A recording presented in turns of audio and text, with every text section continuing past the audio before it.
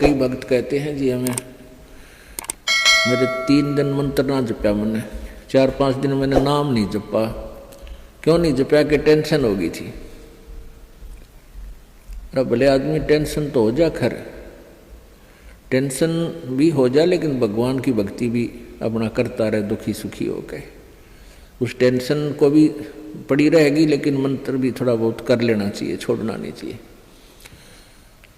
अब ये तो मंत्र इस काल ने तो इतनी टेंशन कर रखी है इस प्राणी के साथ में, गिनती है को ना। घर में को वासनी हो जाए तो टेंशन, और छोटे मोटे व्यवसाय में 100 घाटे बाधे हों उसमें टेंशन, पता नहीं कितने प्रकार की समस्याएं हमारे जान में डाल रखी हैं काल ने। काल का ये उद्देश्य है कि ये भक्ति ना करें। जब इनको मनुष्य शरीर प्राप्त हो तब तो इनमें इतनी टेंशन भर दी या विकार भर दिए, कोई घुट्टी लावे, कोई जुआ खेले, कोई दारू पीवे, बीड़ी पीवे, सिगरेट पीवे, कोई 2 नंबर के काम में, कोई कोठी बनाने के काम में, यानी को इनको सबको ऐसा व्यस्त कर रखा है कि फुर्सत को ना। और फिर अब ये है भक्ति का समय आ गया, अब ये भक्ति युग आ गया, भक्ति का काल आ गया, समय भक्ति काल, बिचली पीढ़ी आएगी। और इसमें काल ने कथित पूरा हंगा ला दिया। ऐसे ये टेक्निकल जो ना ऐसे बना दिए इलेक्ट्रॉनिक इंस्ट्रूमेंट, जैसे mobile phone, TV, satellite, internet, कि ये जीव जब भी आँख खुले रात ने या तो मोबाइल में बकवास देख ले, या सामने टीवी रिमोट से ऑन, उठ कर भी ना जाना, रजाई में पड़ा पड़ा ऑन कर ले, उसमें नाचने गाने बकवास सुन ले, यानी भक्ति से कोसों दूर रहे ये प्राणी। अब इसने कितना कुछ, अभी 20-30 वर्ष से आप देख रहे हो कितना कुछ ये साइंस ने तरक्की कर दी, या काल गिवन है, इस काल ने दे रखी है। और परमात्मा ने भी ये समय इसीलिए चुना था कि अब ये जो साइंस के इंस्ट्रूमेंट हैं ये हमारा काम आएंगे। एक जगह बैठे और लाखों करोड़ों जगह टीवी में परमात्मा की महिमा को घर बैठे सुन सका करोगे। हम इनमें बकवाद क्यों देखेंगे? हम भगवान देखेंगे, परमात्मा की चर्चा सुना करेंगे, तो हम इसका सदुपयोग करेंगे। तो पुण्यात्माओं, ये परमेश्वर कहते हैं जिन हर जैसा सुमरिया अर्ता को तैसा लाभ, ओसा प्यास न भाग ही जब लग दसैनी आब। जिन्होंने जैसी भी भगवान की भक्ति की है उनको उतना ही लाभ अवश्य मिलेगा।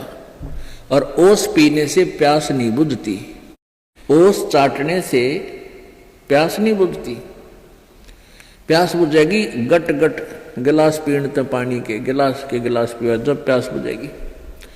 तो हम पहले क्या करते थे, दान धर्म कितना करते थे, 2 रुपये चढ़ा दिए को 5 मुश्किल थे, 10 चढ़ा दिए तो बड़े खुश होया करते थे। या 100 रुपये का प्रसाद बांट दिया हनुमान जी के मंगलवार ने, तो ये हमारी पूजाएं थी।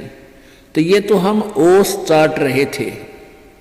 और अब आप देख रहे हो पाठ के पाठ करवाए जा रहे हैं, भगवान के हवन के लिए जोत के पैसे, जो जोत का घी दान किया जा रहा है, ये गिलास के गिलास पिए जा रहे हैं और इनसे प्यास बुझेगी। कोई पाठ करवा रहा है, कोई वैसे गुप्त दान, खूब वैसे दान दे रहे हैं, तो ये गिलास के गिलास पानी के पिए जा रहे हैं, इनसे प्यास बुझेगी, इनसे आपको पूर्ण लाभ होगा। और सतभक्ति मंत्र करेंगे, आजीवन मर्यादा बढ़ेगी। अब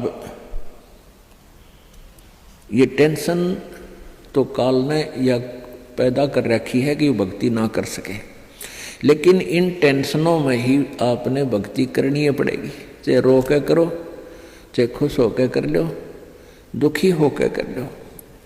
मान लीजिए कोई घर का सदस्य उपदेशी नहीं था, उसकी मृत्यु होगी, दुख तो बहुत आता है, क्योंकि हमारा एक हमारे अंदर एक ऐसी व्यवस्था बन गई, हम रह नहीं सकते, रोना भी पड़ेगा, भाई खूब बुरा हाल विलाप भी करेंगे। लेकिन फिर भगवान भी फिर याद रखे, परमात्मा ये क्या ले गए इतने दिन, उन बातों ने ध्यान रखे कि ये क्या लेके गया। अगर हम ये भक्ति कर रहा होता परमात्मा इसको जीवन दान भी देता है, इसकी आयु भी बढ़ा देता है यदि सत भक्ति करता है।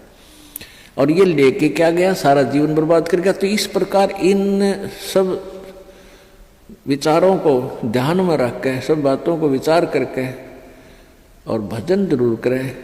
चाहे याद तो बहुत आते हैं, मृत्यु को प्राप्त हो जाते हैं जो साथी परिवारजन, लेकिन भगवान भी रो रो के मालिक ने भी याद रखे, मतलब भूला नहीं भगवान को। और भी कई प्रकार की टेंशन हो जाती है, किसी प्रकार की कई चिंताएं होती हैं, लेकिन चिंताएं तो हैं, चिंता भी नाम से ही समाप्त होंगी और परमात्मा की भक्ति तक करनी पड़ेगी, इन चिंताओं में करनी पड़ेगी। एक समय एक दरोगा जी जून के महीने में यानी गर्मी के मौसम में घोड़ी पर सवार होकर जा रहा था किसी दूसरे गांव में। रास्ते में किसान ने रहट जोड़ रखा था, रहट, हरहट। वो रहट क्या होता था कि उसमें एक पुली होती थी लोहे की, उस पुली के ऊपर के ऐसे एक चैन डाल दी जाती थी और उसको कोल्लू की तरह, एक कोल्लू आपने देखे हाथ के बैलों वाले कोल्लू, उस तरह कोल्लू की तरह बहल से चला जाता था और वो रहट का व्हील घूमता था वह पुड़ी, और उसके ऊपर चैन लगी होती थी। नीचे एक कुआं होता था, वो चैन इतनी लंबी होती थी कि कुएं के जल को छूती थी नीचे तक, और उसका बाल्टियां वेल्ड कर दी जाती थी चैन के ऊपर। और वो बैल से बैलों को घुमा जाता था कोल्लू की तरह, तो वो व्हील घूमता था, वो पुड़ी घूमती थी, वह चैन साथ में घूमती थी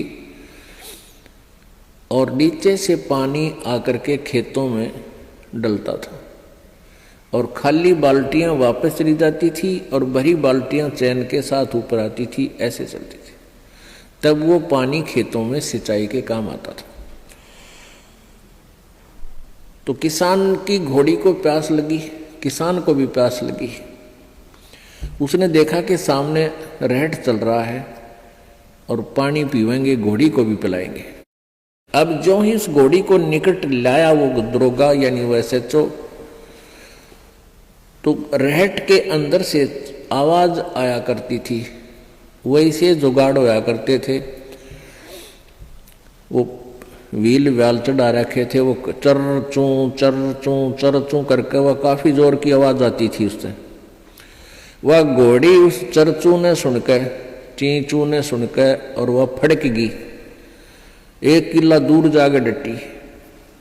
दरोगा जी गुस्से में हो गए, करे किसान या चू चू बंद कर दे भाई, ची चू बंद कर दे, मेरी घोड़ी डर रही है, मैंने पानी पीना और पिलाना है। अब किसान ने वो बैल रोक दिए, जो बैल चल रहे थे, कोल्लू को सा फिरा रहे थे, उससे वो चलने से आवाज आ रही थी, पानी भी आ रहा था। तो किसान ने वह बैल रोक दिया, तो पानी आना, जल आना भी बंद हो गया और आगे जल सीधा खेत में जा रहा था। खेत में जल साथ साथ, वह जमीन प्यासी थी, पी रही थी। जल घोड़ी के पीने योग्य एकत्रित नहीं रहा, घोड़ी निकट आई, जल था नहीं। दरोगा जी ने कहा कि एक किसान जल निकाल।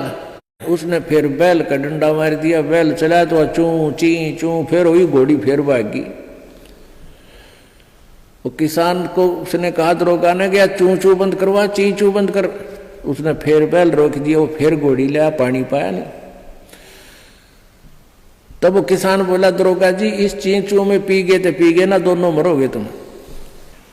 तो ये ची चू में ही पीना पड़ेगा ये जल, राम नाम का भाई।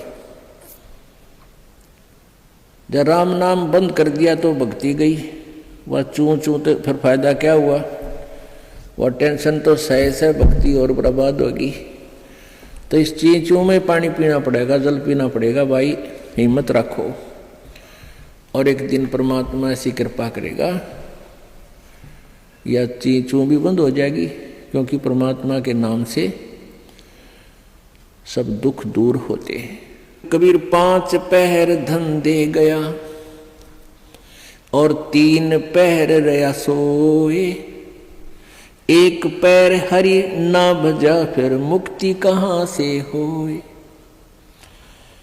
8 पहर 24 घंटे को 8 पहर में, पहले 8 पहर होती थी 24 घंटे की। अब परमात्मा कहते हैं तो 1 पैर में 8, 1 पैर में 3 घंटे हो गए। तो परमात्मा कबीर जी ये बताना चाहते हैं कि 3 पैर तन धंधा करया 15 घंटे, 5 पैर तो 3 पैर तो सो गया, यानी 1 दिन रात टोटल पूरा कर दिया।